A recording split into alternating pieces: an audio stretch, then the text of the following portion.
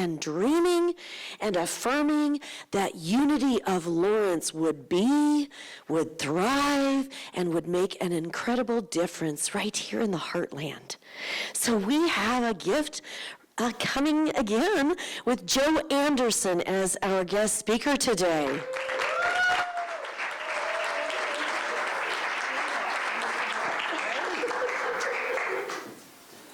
Okay, I think I better drink to that.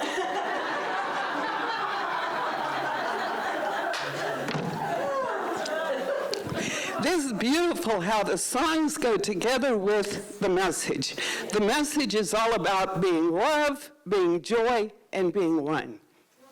It just, we didn't talk about this. It just works. Yes. I'm probably going to need my glasses.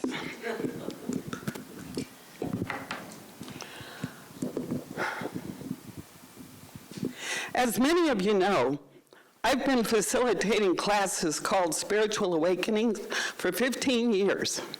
Every year I think, nobody else is going to come. And in this fall, we had the biggest class ever. So go figure. Now the lessons are channeled. I get them through automatic writing, and I refer to the sources euphemistically as the powers that be.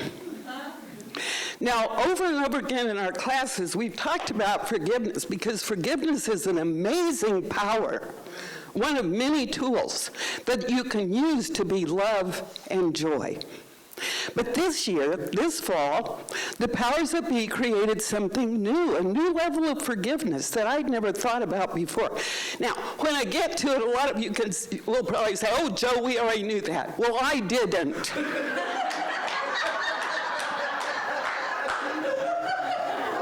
So I'm going to share it today. Now, I know that some people find the idea of forgiveness to be very challenging. So before I get to the new part, I'm going to talk about what forgiveness isn't in 3 aspects. First of all, forgiveness does not let anybody off the hook. You are always, all of us are always still responsible for our own actions. We can see some examples of this in recent history on the news. Amber Geiger was a police officer in Dallas who went into her apartment, saw a guy sitting there eating popcorn, watching TV, and she shot him dead because she thought he was an intruder. It was his apartment. She went to trial. And at her sentencing, Botham Jean's brother, Brant, hugged her and said he forgave her. She still spends 10 years in prison. Now, you may not like the prison system, that's fine, but that's not really the point, because where we live, that is called justice. Dylan Roof is another example. Little white guy went into the AME church to join a prayer service and ended up killing 13 of them with an automatic weapon of war. At his sentencing, many of the victims and survivors stood up and said they forgave him. Not all, but some of them did. He still got the death penalty. So you still have to take responsibility for your actions. Now, some of you may say, based on your own past history, some people have done such horrendous things that they do not deserve to be forgiven. I'm not going to disagree with that. But the victims deserve to forgive. The victims deserve to forgive. You've all heard the saying, an inability to forgive is like drinking poison and expecting the other person to die. So long as you cannot or will not forgive, you have to keep drinking the poison, and that's not fair. The perpetrator isn't going to come and save you, but you do have this amazing power within you to begin that process of forgiveness. Which leads us to the second point. Forgiveness is not a one-off deal. You can't just wake up one morning and say, I forgive this person, this person, this person, there, it's over.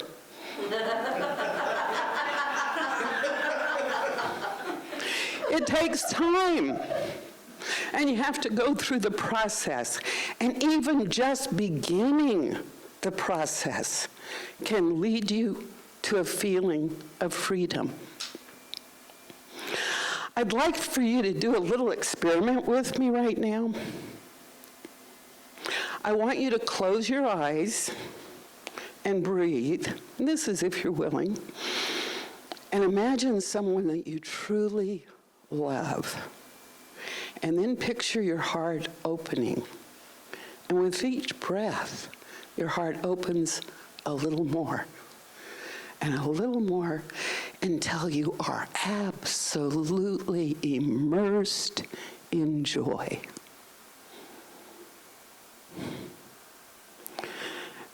And I'll leave you there for a little bit.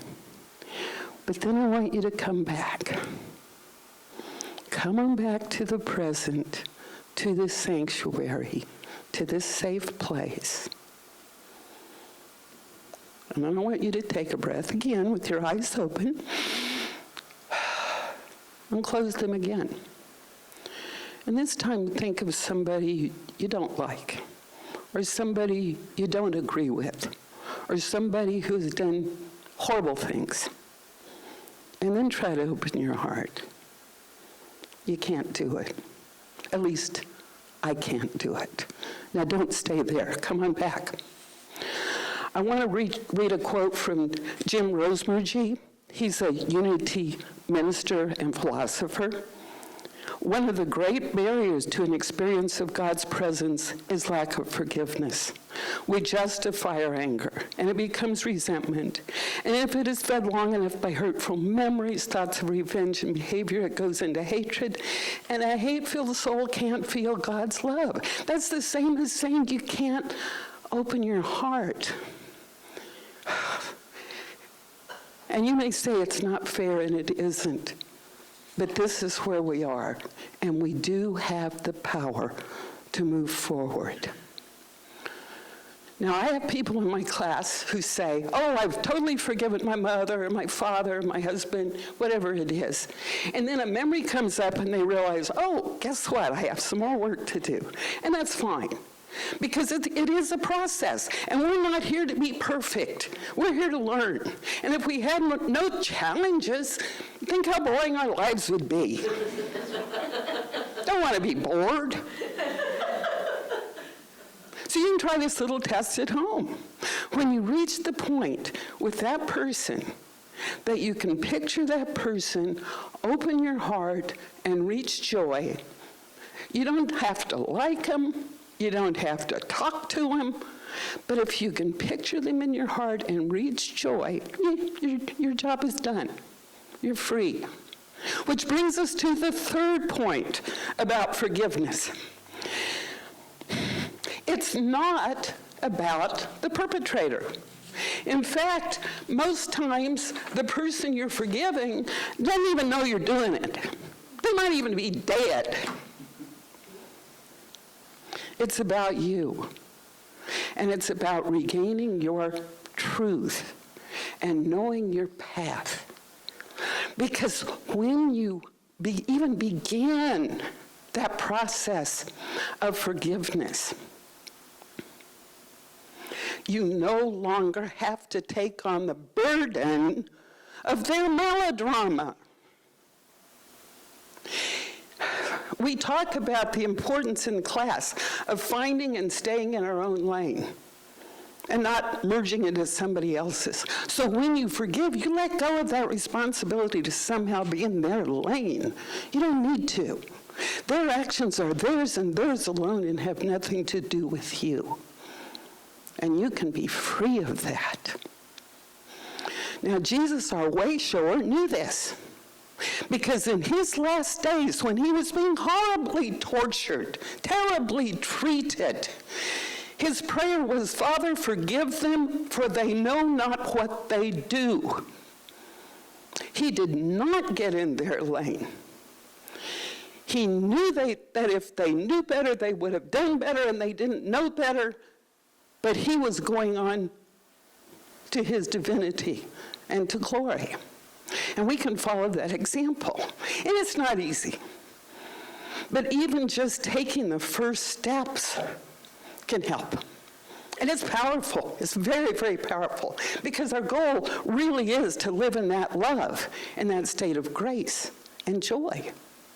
This is just a tool. But here comes the new stuff. Okay? The stuff I hadn't thought of before. A lot of people say that in this country at this time, we're very polarized.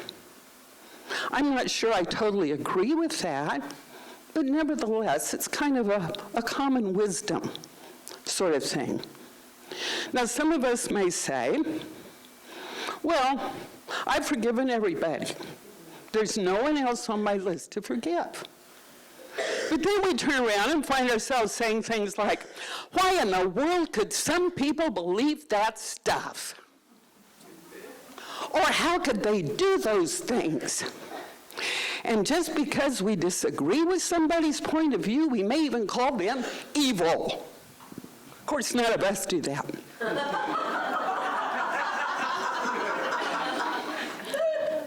But if we do, or if we're tempted, these are all symptoms that we can begin to use that amazing power of forgiveness. Now I want to back up a little bit and go back to the spiritual awakenings classes. The reason that they got started is because the powers that be see us in a state of transition, an evolutionary stage from one to the other. And they use human evolution, they use the chakras as metaphor. So when people first became self-aware, for probably a couple of 100,000 years, they lived on the first chakra level, which was survival. You know, how do we get along in this body, in this place? And that took a while to figure out. But once people pretty much had that figured out, they moved on to the second chakra, which has to do with relationships, particularly sexual relationships. And sex was sacred. Procreation was a gift. Families, tribes were very, very important. When people pretty much figured out that part, they moved to the third chakra, which is solar plexus, self-actualization. And it was during this time that civilization began, and boundaries and laws and rules. They'd never been there before, not necessary, because the population wasn't big enough. People started using logic, using their brains, wonderful inventions, steps forward, and competition, leading to wars sometimes, and leading to misuse of the Earth's resources, so that now we have the challenge of climate change and global warming, huge natural disasters. So the third chakra, see, isn't serving us anymore so much. So we're moving to the fourth, which is heart, which is that love and joy place, that acceptance of each other, that removal of boundaries that separate us. And during these tumultuous times, we have people who are holding on for dear life to the old that they know, and people that want to move forward. And we can find in ourselves even both sides of this, because all of us here were raised in third chakra times, and we're moving to fourth. And that's where the power of forgiveness comes in. So it's easy to throw up an edict for those that disagree with us and give up. A lack of forgiveness means we cannot picture these people that we disagree with and open our hearts until we become joy. Now, we all sing the peace song at the end. And there's a phrase in there, when I learned the peace song about 40-some-odd years ago, it went, brothers all are we. I always sing, sisters all are we. I tend to change words sometimes, and I just wanted to balance a little bit. Later on, it became Family All-RE. And then for us Unitex, it became United All-RE. I really like family. So when I sing the peace song, I say family.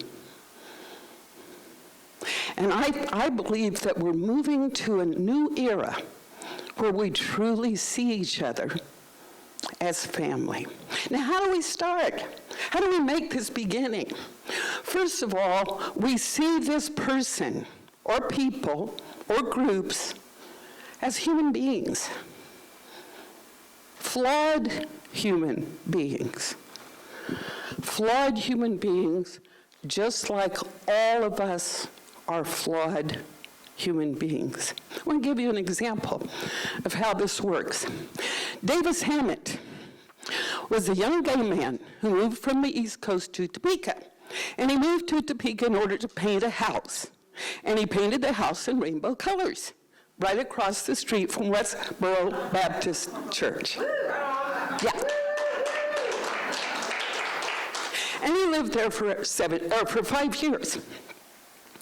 And during that time, a strange thing happened to Davis Hammett because he saw the Phelps family with their children. They loved and adored their children. They played with them in the park. Davis began seeing them as human beings, flawed, as are we all. Now, he obviously never agreed with their protests or their practices, but he began to see them as just people. And I read an interview in the Topeka paper where some reporter asked the Phelps family, what do you think about those people living across the street? And the Phelps family said, they're fine. They're good neighbors. Okay. They didn't do any more protests. Now, I know that Fred died, and they had this schism, and but Margie Phelps could easily have picked up the banner and carried on, and she hasn't. So it makes me wonder, did the Rainbow House make a difference for the Phelps family at all? Because I honestly believe that for each of us, regardless of our actions, regardless of our beliefs, the basis of everybody is love and joy. Who knows? Who knows what really happened? Now, seeing somebody as a human being, depending on who it is, can take a bit of a leap. So you may want to start with baby steps. You may want to say to yourself, well, I suppose he isn't the worst SOB in the world.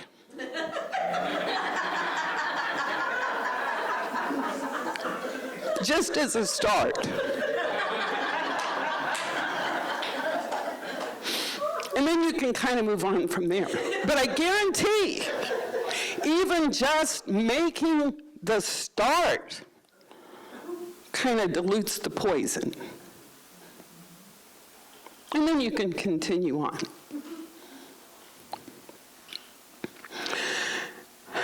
Now, if you want to take the second step, which is a little, sometimes that first step is all it takes. That's really all it took for Davis Hammett. But if you want to take the second step, that one's called listening. In your imagination or in real life, you can have a conversation with the person. Why do you think that way? Why do you feel that way? And really listen. Might be a family member. Maybe you're kind of dreading getting together for Thanksgiving. So this may be a good time to practice. But I'll tell you what happened to Megan Phelps. Megan Phelps, granddaughter of Fred, totally believed in their cause. She believed God wanted them to go out with those nasty signs. She knew they were right. And her family loved her, and she loved her family. And she went out there, and she was dedicated. And she was so dedicated that she started putting her beliefs on Twitter. And she got replies back, and most of them were really angry. But every now and then, there would be someone who wanted to listen. And she started conversations. And this went on for a while with listening to each other. And she reached that true place within herself, that place of love and joy. And she left the family. She did a TED Talk, which is absolutely wonderful. Some of you may have heard it. That's where I got this information.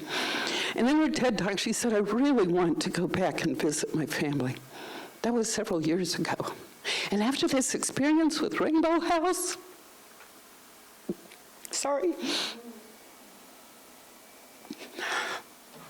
I believe she could go back to her family. I believe that could happen.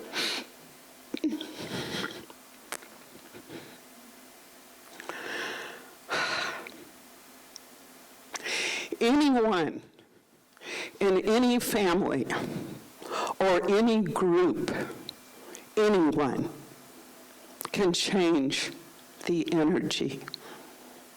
And one way we can do that is by using the amazing power of forgiveness.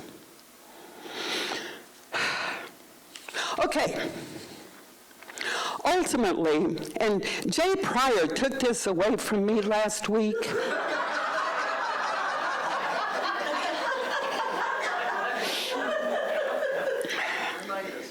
Yeah. Ultimately, the power of forgiveness has to depend on forgiveness of ourselves. We are much harder on ourselves than on anyone else. That's why we would much rather do this than look at the three fingers pointing back. Who in the world wants to do that? Now, the ushers are going to pass out a saying that I distribute at all my classes. Ushers, yay, there they are. And while they pass out this saying, I want to show you a video. It's a short video, but it describes what one person did who was confronted when she knew she had probably crossed the line. Now, I can relate to this because she does exactly what I do when I get caught. Denial, justification, projection, and finally an outlandish explanation. Please show the video. Did you do anything in the bathroom? Nothing?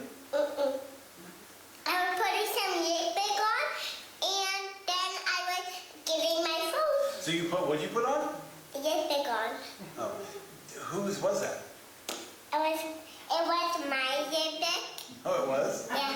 Did you ask anybody if you could put it on? I asked myself. Yeah. Well, how do you, if you could describe it, how would you describe it? Like What? a noonie was. Like a Like a newlywed. noonie has big and nice moms, and she pretended it hers. Mom So whose pretended lipstick it's is hers. Mine. You bought it? Yeah. Where'd you buy it? My lipstick. Yeah. I bought it from Home Depot.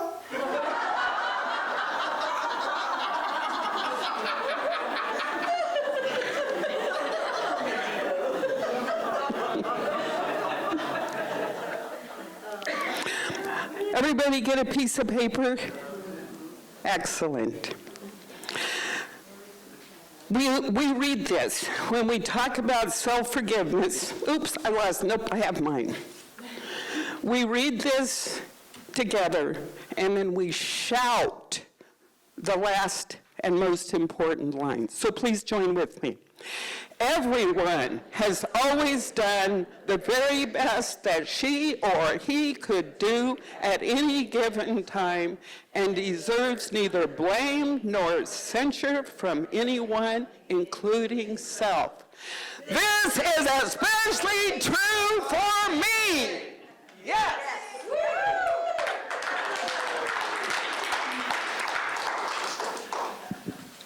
Okay. Self-forgiveness can be difficult. But I will give you some steps if I can find them. Now I've lost my place. Home Depot. Okay, I think I remember them. Can't find it, but I think I remember them anyway. Now, the Catholic Church actually kind of had this going pretty right. Because the first step in self-forgiveness is confession. Guess what? You can't forgive yourself until you know there's something to forgive. Then there's apology. Apologize either to the other person in real life or in your imagination, or apologize to yourself. Then there is ask for forgiveness. Fourth step, make it right. That's called atonement. Fifth step, and most important, congratulate yourself. Congratulate yourself. Now, it has been said, and I can attest to this from personal experience, but it has been said that once you forgive yourself for everything, you realize there is no need to forgive anyone else. I hope that's true. Thank you.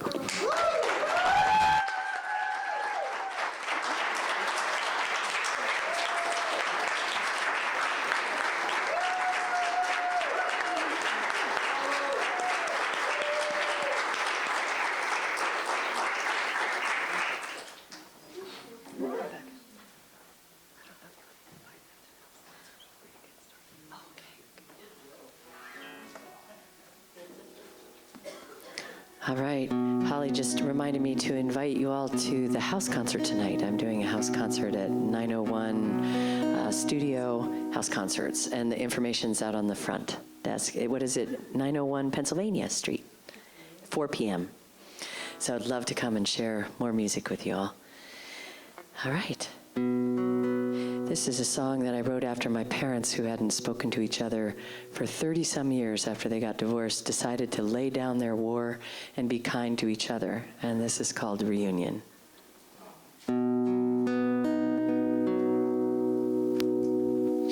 Oh, holy bond, father, mother, and child,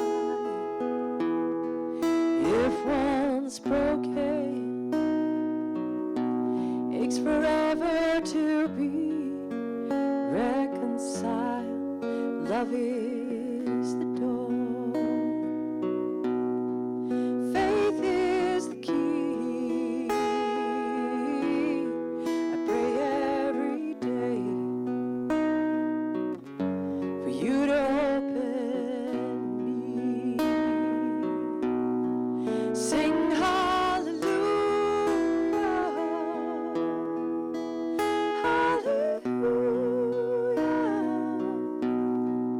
Only together we can be free. Hallelujah. Hallelujah. In our reunion, we will know peace.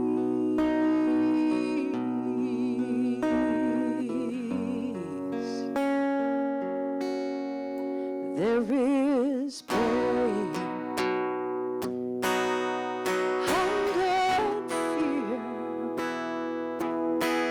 Yet we turn from our brothers and sisters, but our hearts can still hear. We plead for mercy. Oh, please let what blinds us be revealed. We call out like children. We cry out to be healed. Sing hallelujah. Hallelujah. Only together we can be free.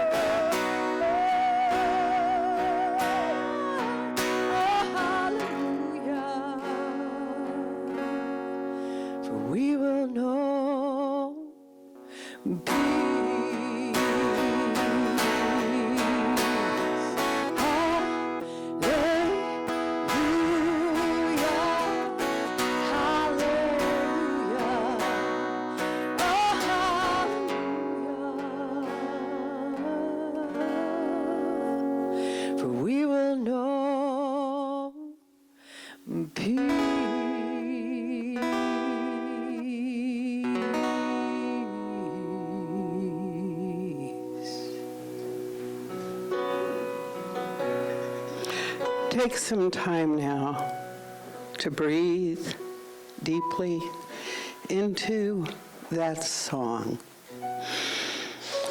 We will know peace. It is there for the taking. And as you listen to your breath, I would like